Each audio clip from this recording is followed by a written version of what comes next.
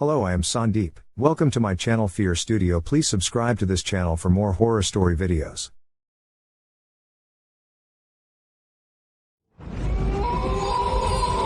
प्रेत लोग, कहानी दहशत की। एक सर्द रात ट्रक ड्राइवर मनीष और उसका हेल्पर नीरज माल लोड करवा कर लौट रहे थे। उनकी मंजिल थी अकोसा नाम का एक छोटा सा कस्बा, जिसका रास्ता पहाड़ी इलाकों से होकर गुजरता था। ये रास्ता काफी वीरान था। चारों तरफ छाए सन्नाटे में ट्रक की इंजन की आवाज ही सुनाई दे रही थी।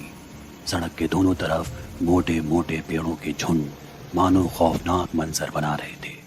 घनी झाड़ियां ऐसी किसी की चीख भी ना पार हो पाए। तभी नीरज को सुनसान सड़क पर एक बुजुर्ग दिखाई देता है, जो ट्रक को रोकने का इशारा कर रहा था। अचानक तेज आवाज के साथ नीरज चिल्लाता है, रुको रुको, ब्रेक लगाओ, उसे भी ले लो। मनीष ने एक नजर बुजुर्ग को देखा तो ऐसा लगा जैसे वो किसी खौफ में है। उसकी लंबी लंबी सांसें खींचने की वो बेचैन आवाज, उसका पसीने से सराबोर चेहरा, उसकी आंखों के नीचे पड़े काले गड्ढे, ये सारे संकेत हो ना हो किसी डर की दस्तक दे रहे थे। लेकिन इतनी रात इस वीरान सड़क पर वो क्या कर रहा था? ये बस एक अनसुलझा सवाल रह गया था। आओ बाबा आओ, जल्दी आओ, अंदर बैठ जाओ, बाहर बहुत ठंडा है। मनीष ये कहता हुआ मुस्कुराता है। बूढ़ा आदमी ट्रक में बैठ जाता है और मनीष ट्रक को आगे बढ़ा देता है।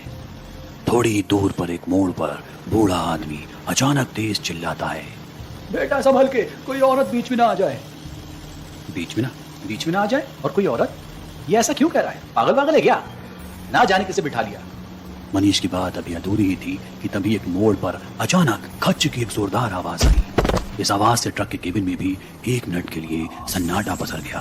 वो तीनों ही समझ गए कि तेज रफ्तार ट्रक ने किसी को चपेट में ले लिया है, पर किसको?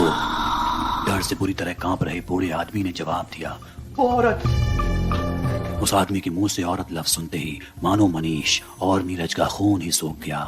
ये क्या कर दिया हमने? अब क्या करें? यहाँ तो आसपास कोई नहीं। तभी मनीष बोल पड़ा, मुझे इस पागल आदमी पर भरोसा नहीं, रुको मैं खुद उतर कर देखता हूँ। मनीष डरा सहमा उस वीरान और अंधेरी रात में सड़क पर कदम रखता है।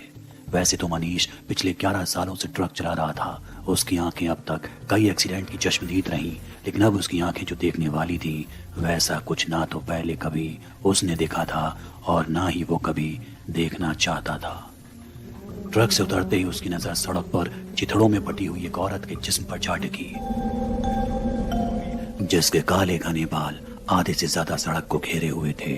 उसके शरीर की बनावट ऐसी कि मानो किसी चमड़े के बैग में हड्डी और मांस को ठूंस दिया गया हो। मनीष ये देख पूरी तरह घबरा गया। उसका दिल बहुत तेजी से धड़कने लगा। तभी ना जाने क्यों उसे लाश में कुछ हरकत महसूस हुई। शायद कटकट की कोई आवाज थी। ये देख वो जोर से चिल्लाया, ओ नीरज, जल्दी नीचे आ। नीरज ट्रक से उतरकर नीचे आता है और मनीष उसे औरत की लाश की ओर इशारा करता है। देख नीरज, ये क्या हुआ? लेकिन तब तक वो औरत वहां से गायब थी। बस अब वहां कुछ बचा था तो वो था काले खून के गाढ़े धब्बे। तभी अचानक उस वीरान सड़क पर ट्रक में बैठे उस आदमी की चीख गूंज उठती है। नीरज और मनीष फौरन ट्रक की तरफ भागते हैं, जहां वो आदमी अपने सीने में खंजर लिए जख्मी हालत में पड़ा था। गहरी गहरी सांसें भर रहा था।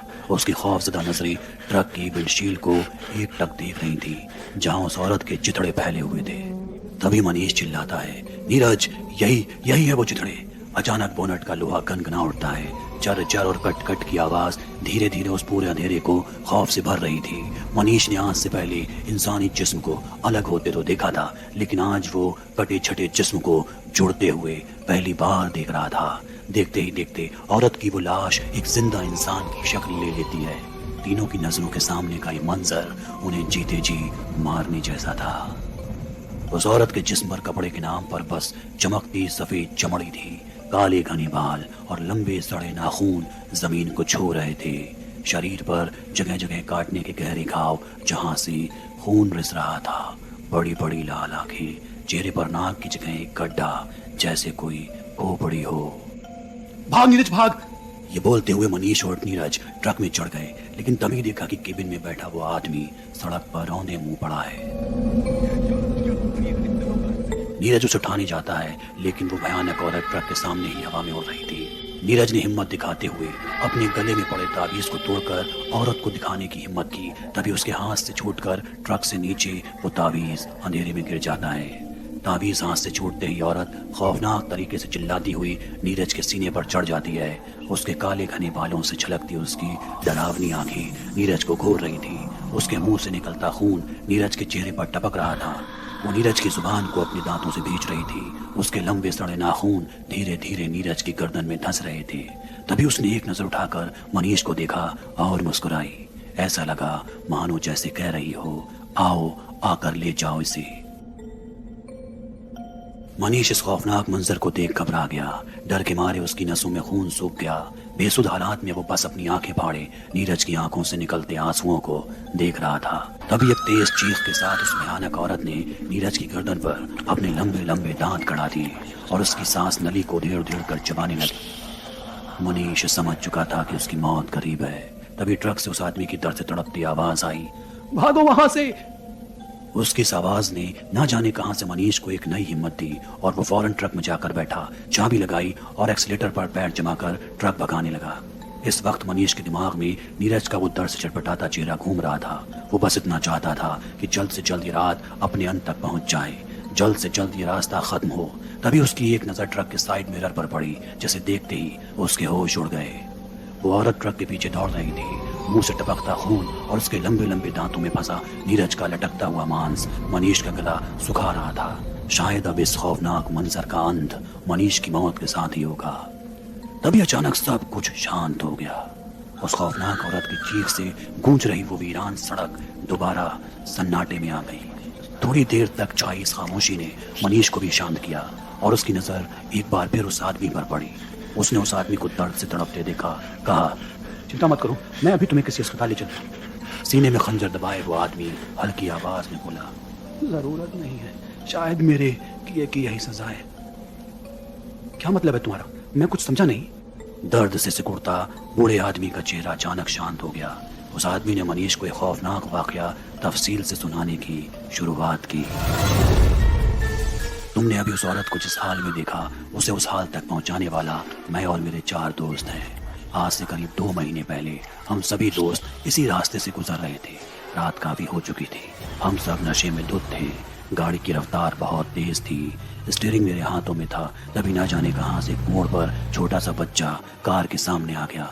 मैंने गाड़ी को संभालने की कोशिश की, लेकिन तब तक बहुत देर हो चुकी थी और वो बच्चा हमारी गाड़ी से कुचल गया। उसकी माँ ने हमें देख लिया। दरअसल वो और उसका बच्चा अपने घर लौट रहे थे। बीच रास्ते उनकी कार खराब हो गई थी।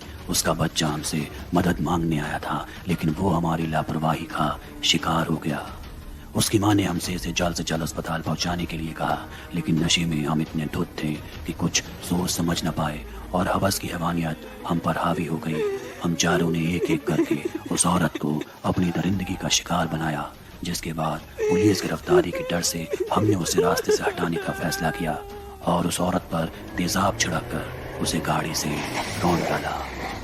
उस दिन से लेकर आज तक इस औरत का साया, जिसने किसी न किसी बहाने से मेरे दोस्तों को यहाँ बुलाया और उनकी बेरहमी से हत्या कर दी, आज मेरी बारी थी।